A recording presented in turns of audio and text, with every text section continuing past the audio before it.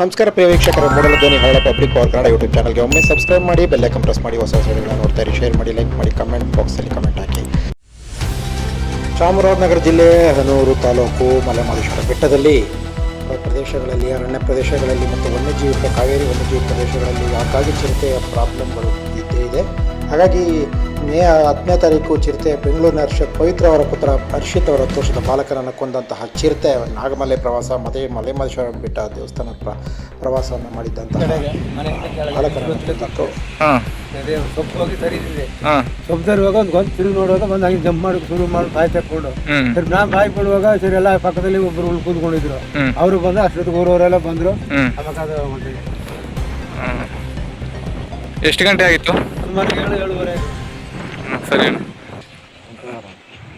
ಇಲ್ಲಿ ಕೂತಿದ್ದು ನೋಡುವಾಗ ಅಲ್ಲಿ ಅದ್ರ ನ್ಯಾರ್ಕ ಹೋಗಿ ಅಲ್ಲಿ ಕಲ್ಲದೆಲ್ಲ 3 ಕಲ್ಲು ನೋಡಲ್ಲಿ ಆ ಕಲ್ಲು ನ್ಯಾರ್ಕ ಹಂಗೋಯ್ತು. ಅಲ್ಲಿಂದ ನ್ಯಾರ್ಕ ನೋಡಿ ಹಂಗೆ ಹೋಯ್ತಿತ್ತು. ಅಲ್ಲಿ ನಮ್ಮ ಹುಡುಗರಿಗೆಲ್ಲ ಇದ್ದಾಗ ಅಲ್ಲಿ ನೋಡ್ರಿ ಅಲ್ಲಿ ಎನ್ನುವಾಗ ಅದು ಹಂಗೆ ಬಂದು ನೋಡ ಮರದ ಹಿಡಿದು ನೋಡ ಅಲ್ಲಿ ಬಿದ್ದಿತ್ತು.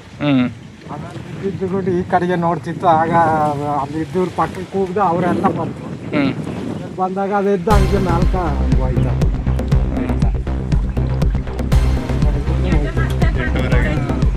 ನಾವು 4 ಜನ ಸುಮಾರು ಜನ ಬಂದಮೇಲೆ ಅವರ ನೋಡ್ಬಿಟ್ಟು ನೋಡ್ಬಿಟ್ಟು ಹೋಯ್ತು. ಮೇ 14ರಿಂದ 50 ಜನ ಅರಣ್ಯ ಸಿಬ್ಬಂದಿಗಳು, ಕಾವೇರಿ ವನ್ಯಜೀವಿ ಸಿಬ್ಬಂದಿಗಳು ಇಲ್ಲಿ ಕಾರ್ಯಾಚರಣೆ ನಡೆಸಿ ಡ್ರೋನ್ಗಳು ಮತ್ತು ಇನ್ನಿತರ ತಾಂತ್ರಿಕ ಹಿನ್ನೆಲೆಯಲ್ಲಿ ಚಿರತೆಯನ್ನು ಸೆರೆ ಹಿಡಿಯುವಲ್ಲಿ ಯಶಸ್ವಿಯಾಗಿದ್ದಾರೆ.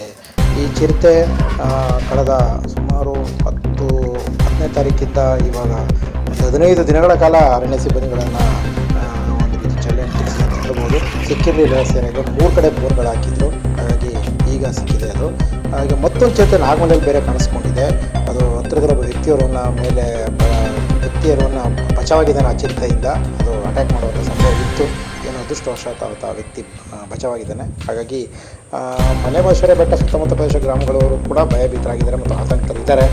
ಸ್ವಲ್ಪ ಎಚ್ಚರದಿಂದ ಇರಬೇಕಾಗುತ್ತೆ. ಮತ್ತು ವಿಶೇಷವಾಗಿ ಕಾಲ್ನಡೆಗೆ ಬರುವ ಭಕ್ತಾದಿಗಳು, ಮಹದೇಶ್ವರ ಬೆಟ್ಟಕ್ಕೆ ಬರುವಂಥ ಭಕ್ತಾದಿಗಳು ಇನ್ನು ಮುಂದೆ ಅದುವೇ ಸ್ವಲ್ಪ ಕಟ್ಟೆಚ್ಚರ ವಹಿಸಿ. ಬಸ್ಗಳು 24 ಗಂಟೆ ಬಸ್ ಇದೆ. ಬೆಂಗಳೂರಿಂದ ಆಗ್ಬೋದು, ಕೊಳ್ಳೇಗಾಲದಿಂದ ಆಗ್ಬೋದು, ಮತ್ತು ಎಲ್ಲ ಜಿಲ್ಲಾ ಕೇಂದ್ರಗಳಿಂದಲೂ ಕೂಡ ಬಹುತೇಕ ಜಿಲ್ಲಾ ಕೇಂದ್ರಗಳಿಂದ, ಮೈಸೂರು ಕಡೆಯಿಂದ ಬಸ್ಗಳಿದೆ. ಹಾಗಾಗಿ ಆ ಬಸ್ಸನ್ನು ಬಳಸಿ ಜಾಸ್ತಿ ಕಾಲ್ನಡಿಗೆಗಳಲ್ಲಿ ಈಗಿರೋ ಚಿರತೆ ಸಮಸ್ಯೆಗಳಿಂದ ಇನ್ನಿತರ ಅನಾಹುತಗಳನ್ನು ಮಾಡ್ಕೋಬೇಡಿ ಅಂತ ಹೇಳಿ ವಾಹನಗಳನ್ನು ಬಳಸ್ಕೊಳ್ಳಿ.